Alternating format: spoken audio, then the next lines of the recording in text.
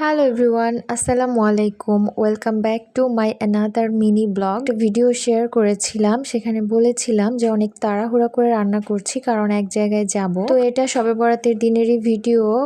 রান্নাবান্না শেষ করে বাসা থেকে বের হয়ে গিয়েছি, আর অবশ্যই খাবার দাবারগুলোও সাথে করে নিয়েছি।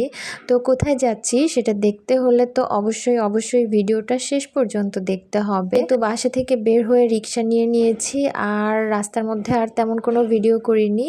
এই তো পৌঁছে গিয়েছি হসপিটালে। হসপিটাল দেখে ভয় পেয়ে যাবেন না, হসপিটালে এসেছি একটা খুশির সংবাদে। তো কেন এসেছি সেটা একটু পরেই দেখতে পাবেন। এই যে এখানে লিফটের সামনে অনেক বেশি ভিড় ছিল, এখানে অনেক বেশি ভিড় পার করে আমরা লিফটে উঠে গেলাম, আর লিফটে উঠে আমাদের একদম 9 তলায় চলে আসতে হয়েছে। আর এই যে একদম লাস্ট কেবিনে হচ্ছে আমাদের কেবিন নেওয়া হয়েছে।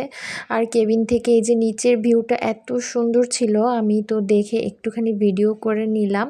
আর এতক্ষণ ওয়েট করানোর জন্য সত্যি দুঃখিত। আর হসপিটালে আজকে এসেছি হচ্ছে আমার ভাগ্নির বেবি হয়েছে, আমরা সবাই নানু হয়ে গিয়েছি, আমাদের নাতি হয়েছে। নাতির চেহারাটা দেখাতে পারছি না, সেজন্য অনেক দুঃখিত, কারণ ছোট বাচ্চা। অনেকেই বলে যে ছোট বাচ্চার ছবি ফেসবুকে না দেখানোই ভালো, সোশ্যাল মিডিয়ায় না দেখানোই ভালো। আর এই যে কেবিনটা একটু এলোমেলো, এটা সবাই অ্যাভয়েড করবেন।